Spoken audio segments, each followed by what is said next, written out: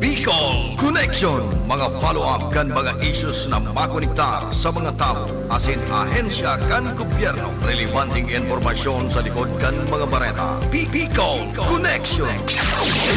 Mga reports kan RPN patrols, entrevista, asin serbisyo publiko. Yan kabos ang tabayanan. Bicol Connection.